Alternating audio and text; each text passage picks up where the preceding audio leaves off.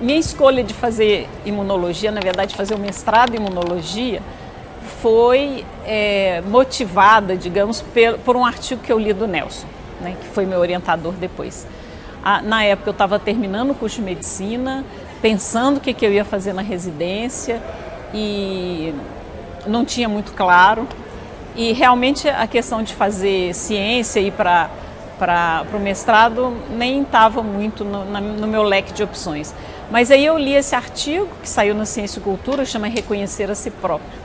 E fiquei encantada com o artigo, com aquela discussão, e achei extremamente diferente de tudo que eu tinha pensado sobre o que era imunologia até então. E descobri que Nelson estava mudando para Belo Horizonte nesse período. Então foi uma coincidência muito feliz, pelo menos para mim, na minha vida. E fui conversar com o Nelson. E aí fiquei lá 2 horas conversando com o Nelson e tal, e falei, bom, é isso que eu quero fazer. Eu quero trabalhar com imunologia. Ele falou, vem fazer o mestrado, vem trabalhar aqui e tal. Eu falei, quer saber? Eu vou. E fui. Com o Nelson, na verdade, não foi só uma escolha por fazer imunologia como ciência. Mas para mim, eu acho que para ele também, o Nelson trazia toda uma nova visão sobre a ciência mesmo, né?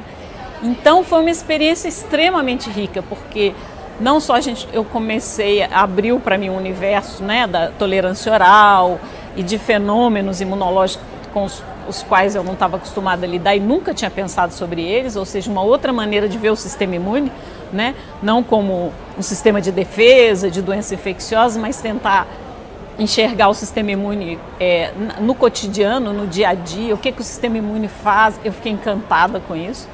Mas também eu acho que com o Nelson, como eu sempre gostei de outras discussões, né, de filosofia, de ler um pouco sobre história, e com o Nelson isso também foi possível porque ele também, na época a gente tinha um grupo, né, nós montamos juntos, né, o Nelson estava chegando nesse momento, e ele conhecia algumas pessoas na filosofia, então a gente organizou um grupo junto com o Célio Garcia, Ricardo Fenati, que eram da filosofia na época, e nós criamos o GECA, né, que era o Grupo de Estudos de Conhecimento e Autonomia, que tinha reuniões para discutir isso, filosofia da ciência, epistemologia, né, os paradigmas, né, na época a gente conversava muito sobre isso. O Nelson trouxe as ideias do Maturana, mas não só isso, a gente discutia vários outros textos. Então, foi uma experiência extremamente rica para uma estudante de medicina, que estava saindo de um curso de medicina convencional. Um dos grandes imunologistas que a gente admirava muito e que fazia parte dessa, que a gente achava que era uma mudança de paradigma, ou pelo menos trazia uma ideia muito mais crítica e fisiológica sobre o sistema imune, que era o IERN, né, a ideia das redes idiotípicas, como que o sistema imune tinha uma atividade interna, os anticorpos reagiam uns com os outros.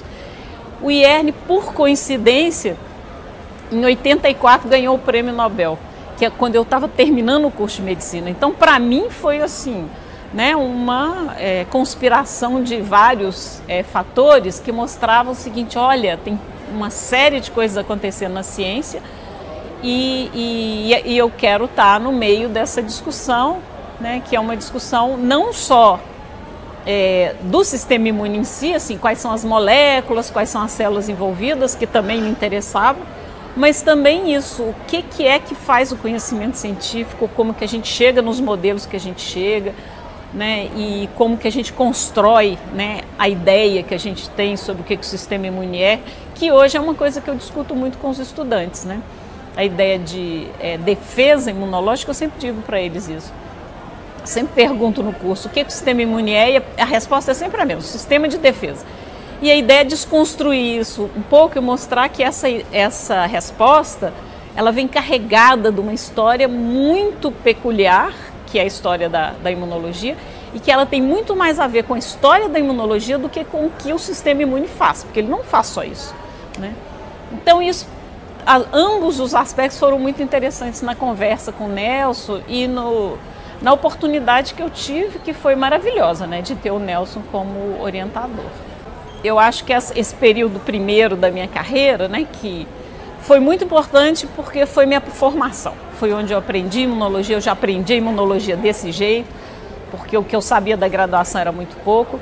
Então, eu acho que foi muito importante, mas eu sempre digo aos meus alunos, é importante também sair do laboratório do seu primeiro orientador e ter outras experiências, porque você vai ouvir outras cabeças, outras ideias, enxergar de um outro ponto de vista.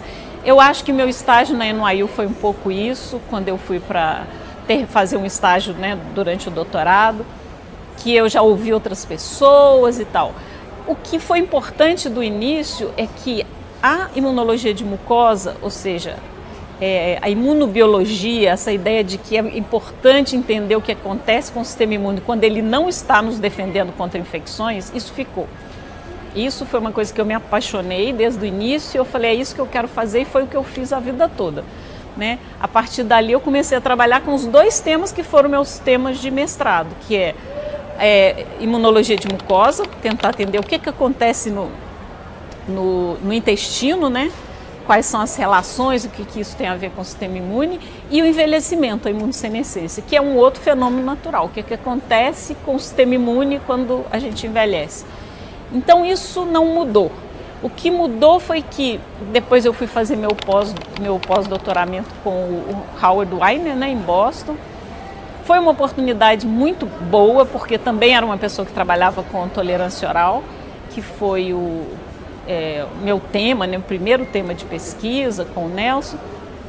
E nós tivemos muitas discussões, eu e o Howard, porque obviamente ele tinha uma outra visão da tolerância oral, que era muito mais, digamos assim, convencional, né?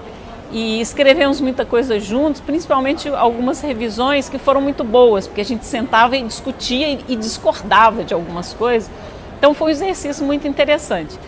E o que foi importante, eu acho, do pós-doutorado, exatamente por ir trabalhar com Howard, que trabalhava com tolerância oral, mas com uma outra visão também, e eu acho que talvez tenha sido isso que eu escolhi, é que eu voltei um pouco para o meu lado médico e comecei a trabalhar com doenças, né? Então, e eu fiquei encantada com isso, de poder, com a possibilidade que a tolerância oral poderia ser utilizada também como uma ferramenta terapêutica. E o laboratório do Howard é muito ligado nisso, porque ele é médico e ele tem isso como, né, um tema de pesquisa muito importante, que foi, eu acho, que o pós-doutoramento introduziu na minha carreira, né, poder trabalhar de novo, pensar de novo sobre não só a ciência básica, que é uma coisa que eu gosto até hoje, mas também como que a gente poderia aplicar esses mecanismos básicos para criar alguma espécie de intervenção terapêutica. E aí, não sei, eu acho que talvez seja o lado médico, né, da formação médica que voltou um pouco.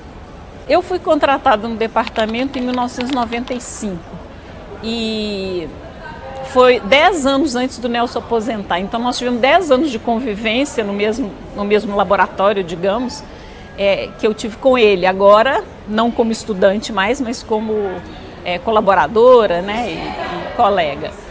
E esse período foi importante também porque foi um período em que, na verdade, eu voltei e aí já com uma formação que tinha agregado outros aprendizados, digamos, né? E eu comecei a viver esse momento de construir minha carreira, né? Que é muito difícil porque, tendo um grande mestre como Nelson, é muito difícil você depois definir sua carreira, é difícil. Ainda mais que eu queria continuar trabalhando com o que eu sempre fiz, que eu aprendi com ele. Então foi um momento desafiador, mas muito importante. Eu comecei agora a ter os meus estudantes, a Sabine foi minha primeira estudante de mestrado, nós trabalhamos com tolerância oral ainda. Depois a primeira estudante de doutorado foi a Jusilene, que a gente trabalhou com dieta, qual que era a importância dos antígenos da dieta na formação do sistema imune. E depois eu comecei a voltar um pouco para o envelhecimento, fazer outros experimentos e outras perguntas sobre imunossenescência e construir o meu grupo mesmo, né? E vários desses estudantes eu tenho assim, um orgulho enorme deles hoje, que eles, né, saíram, fizeram exatamente isso, foram para outros lugares e conheceram outros pesquisadores e muitos deles, eu acho que o meu grande orgulho é que eles continuaram também fazendo imunologia de mucosa, eles continuam, se apaixonaram pelo tema que eles começaram no laboratório e continuam hoje trabalhando no mesmo tema. Então isso foi muito gratificante, é muito gratificante para a gente, né, ver os estudantes ser melhor do que a gente. E eles são mesmo, são muito melhores do que eu sou, do que eu fui. E teve um outro momento importante que eu acho que foi em 2000, quando o Rodrigo Corrêa da Fiocruz, que eu gosto sempre de citar o Rodrigo, me chamou para trabalhar com humanos, que era uma coisa que eu nunca tinha feito, quer dizer, eu sempre trabalhei com camundongo, né? Então eu fui formada e aprendi a fazer ciência com modelo experimental, com o Nelson e depois modelo experimental de doença autoimune, mas sempre modelo em camundongo. O Rodrigo foi quem me chamou, né, na Fiocruz e falou: Ana, vamos estudar envelhecimento em humanos, com doença infecciosa, que era uma coisa também que eu nunca tinha trabalhado, com histosomose. Então eu sempre agradeço o Rodrigo por isso, porque também foi uma etapa importante da minha vida. E assim, meus primeiros cabelos brancos foi desse período, porque realmente muito difícil trabalhar com humano, é outro desafio. E eu continuo até hoje, é uma coisa que eu gosto muito, essa linha de pesquisa de imunossenescência migrou para o estudo, né, do envelhecimento saudável e de o que a imunossenescência nesse contexto saudável ou nas regiões endêmicas para doença infecciosa, o que isso significa. E até hoje a minha parceria com a Fiocruz, né, o Rodrigo já não tem um laboratório lá, mas ficou, né, com o Olindo, né, que é da Fiocruz, e a Andréia. Então, até hoje, essa é uma parceria muito boa que eu considero um momento muito importante da minha carreira também. Em termos marcantes, que eu acho foi de tudo que eu fiz, eu gosto muito das coisas que eu fiz, né, dos trabalhos que eu fiz com os estudantes. Eu sou muito apaixonada por aqueles trabalhos, porque eles foram feitos não com muita pressa, mas alguns até demoraram, porque a gente realmente se debruçou ali no assunto, talvez tenha demorado até demais, mas alguns são bem marcantes porque eles continuam até hoje, né? E todos são fenômenos tão complexos que a gente terminou o artigo, terminou a tese, mas o problema continua. Um deles é a tolerância oral, que é a discussão que a gente começou e que eu tenho muito orgulho disso, que é mostrar como que o continuous feeding, como que a administração contínua de antígeno e não por gavagem, ela é muito mais robusta para induzir tolerância oral. E isso é muito importante porque é assim que a gente come, é assim que o camundongo come.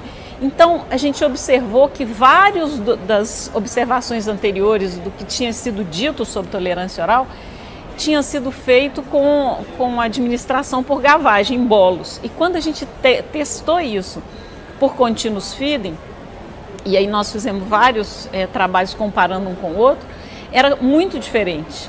Então isso é uma coisa que assim, foi uma observação importante e até hoje nós não conseguimos ainda, porque é muito complexo, né? Um animal comer durante 24 horas e você acompanhar o que está acontecendo no intestino, com as células dendríticas, como é que é a ativação de linfócito T nesse. Mas ainda é alguma coisa que não está completamente clara e que a gente ainda precisa de ferramentas metodológicas para conseguir realmente dissecar esse fenômeno, mas a gente foi o primeiro grupo que publicou isso, que a gente precisa entender isso melhor. Por quê? Primeiro, porque pode nos dar uma dica e várias indicações sobre o que acontece na fisiologia. E segundo, porque se você quer transformar a tolerância oral em algum instrumento terapêutico, numa ferramenta terapêutica, essa é a melhor maneira. Nós temos que entender como é que isso acontece para tentar fazer isso de uma forma que seja clinicamente viável. E a questão do envelhecimento também eu acho que foi uma contribuição interessante da gente, né? Que inclusive continuou na Fiocruz, o próprio Olindo trabalha com isso hoje também, é estudar envelhecimento dentro das regiões endêmicas, que eu acho que é único no Brasil. Quer dizer, o envelhecimento é um problema mundial e num país como o Brasil a gente convive com essas duas, parece uma dicotomia esdrúxula, né? A expectativa de vida subiu muito, mas a gente continua tendo populações inteiras em regiões endêmicas para várias doenças infecciosas. O que é isso, né? Aumentar a longevidade nesse local com essa carga de estimulação antigênica e o sistema imune exposto a isso. E isso nosso grupo também, eu acho que deu uma contribuição original e nós continuamos estudando isso, né, junto com o pessoal da Fiocruz. E no contexto da Covid, essa foi uma das perguntas que a gente fez. Nós temos um projeto em andamento, uma equipe grande trabalhando com isso, que é tentar entender por que os idosos de fato morreram mais, por que os idosos tiveram doença mais grave. E a nossa grande hipótese é isso, é que existem modificações, né, que são intrínsecas ao envelhecimento e que contribuem para o quadro grave da Covid. Né? E a gente está confirmando isso em vários dados que a gente já tem. E uma das coisas que eu acho que é bem original, porque isso algumas pessoas já mostraram, é que em área endêmica isso está um pouco exacerbado, exatamente porque nós acabamos de publicar um estudo mostrando que morar numa área endêmica, viver numa área endêmica, mesmo que você não esteja infectado, você tem um envelhecimento celular acelerado. Então eu acho que essa é uma contribuição importante que o nosso grupo está tentando dar, né? Eu acho principalmente para o Brasil e nesse momento é o que realmente a nossa equipe tem feito, porque durante a pandemia foi uma situação do mundo inteiro, todo mundo acabou tentando dar uma contribuição a partir daquilo que ele já sabia, que o grupo dele já fazia, para entender o que é que está acontecendo, que doença é essa, como é que é essa infecção. E o nosso grupo fez a mesma coisa. Eu acho que foi um momento dramático, horrível, mas também acabou que cientificamente muito desafiador e interessante também. O livro que Nelson e eu escrevemos, o Guia Incompleto de Imunologia, foi um pouco desse período, né? Que era tentar traduzir um pouco dessa discussão, dessa inquietação sobre as questões, né, da imunologia e como que elas não estavam bem colocadas nos livros textos, que mostravam para os alunos aquela coisa muito acabada, como se a gente soubesse tudo e o quebra-cabeça fosse todo bonitinho. Então a ideia era fazer um livro que desafiasse isso, pelo menos. A ideia do livro, e o nome veio disso, é um guia incompleto mesmo, né, de imunologia, porque o título já diz isso, né, é difícil completar isso. Então a ideia do livro era desafiar um pouco e colocar essas questões. E ele é mais isso do que simplesmente um manual mais um manual de imunologia e tudo.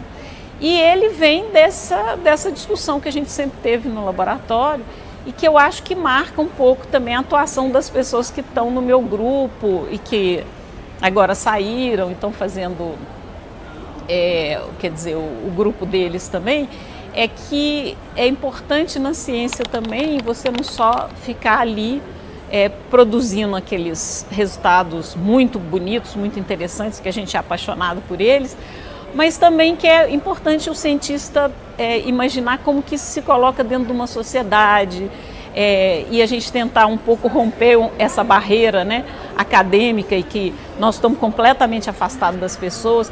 A gente olha hoje na população brasileira, se você perguntar o que um cientista faz, o que a ciência faz, eu acho que antes da pandemia as pessoas não faziam a menor ideia do que a gente faz dentro da universidade, né? As pessoas entram dentro do campus da universidade, ficam olhando aquilo e falam, o que o pessoal faz aqui? E eu acho que esse momento no Brasil deixou isso muito claro para a gente, né? Que, primeiro que nós somos muito atacados por esse governo, né, que a gente não fazia nada, que a universidade não produzia nada, e nos mostrou como que nós estamos afastados da população. Então, eu acho que essa que é a importância das sociedades científicas, e a SBI especialmente é uma sociedade que, assim, eu pelo menos participo desde que eu sou estudante, e que ela, eu acho que várias pessoas que, né, foram presidentes ou participaram da SBI têm essa preocupação de que as sociedades científicas também têm esse papel, não é só congregar os cientistas para discutir ciência, que é o que a gente faz aqui nesse congresso, mas também tem um papel de devolver para a sociedade, em termos que sejam compreensíveis, inclusive, o que a ciência faz, qual que é a importância da ciência, e tentar divulgar as informações sobre o que nós descobrimos em termos científicos de uma maneira que as pessoas entendam. E com a pandemia e com o negacionismo desse governo, nós conseguimos perceber como isso é importante, quer dizer, conseguir chegar para as pessoas, explicar o que é uma vacina, por que ela é importante e por que, né, como é que se testa uma vacina, como é que se produz isso. Eu acho que foi um momento assim que deixou muito claro, né, como que o cientista tem que aprender a fazer isso. Então, para mim, acho que a SBI ela foi esse instrumento, é impressionante como que a SBI teve esse papel. Eu acho que a SBI tem membros que realmente se dedicam, gastam seu tempo para fazer isso, e durante a pandemia isso ficou muito claro. A gente tinha um comitê científico que todos se dispuseram a dar entrevistas, a fazer lives, a ajudar, a esclarecer. Nós participamos de reunião da Anvisa, fizemos relatório técnico, notas técnicas, que eu acho que foi um movimento muito bonito, né? Dos membros da SBI, né? Desse envolvimento de tentar ajudar, mesmo pessoas que não necessariamente estão na divulgação científica estrito sensu. Dentro desse aspecto, não tanto da divulgação científica, mas do resgate do que é a ciência no Brasil, que tem a sua história também, e tem uma história muito bonita, muito peculiar, a nossa diretoria assim, tem como um dos objetivos dela, né? Eu acho que cada diretoria tem uma contribuição que ela traz para a SBI, e uma delas é essa. Nós temos esse projeto de fazer a história da imunologia no Brasil. Como é que ela nasceu, quem são os personagens importantes, quais são as discussões, o que nós temos de peculiar aqui. E aí chamamos, né, para nos ajudar exatamente o pessoal do Laba Ciências, que para nós é interessante por dois motivos. Não só pelo profissionalismo, porque de fato a gente quer que seja feito com uma alta qualidade, que a gente acha que o laboratório Laba Ciências tem para nos dar, mas também porque o Luiz Andrade é um imunologista. Então, e é um imunologista que conviveu com as grandes figuras da imunologia, né? Antônio Coutinho, Nelson Vaza, vários cientistas do Rio, de São Paulo, conhece pessoalmente. Então, assim, é quase que chamar um colega para conseguir entrevistar outros colegas, e eu acho que o diferencial é esse. Nós estamos tentando hoje recontar essa história, né, de vários ângulos, porque cada um tem a sua contribuição e sua maneira de contar a mesma história, como que a gente foi construindo, né, a imunologia e a contribuição de vários grupos de pesquisa que foram muito importantes, né, para produzir isso que a gente tem hoje, que é um congresso que é elogiado por todo mundo que vem aqui, uma sociedade superativa. O Laba Ciência foi exatamente isso, que eu acho que ele vai trazer uma contribuição muito especial para recontar essa história que é muito importante.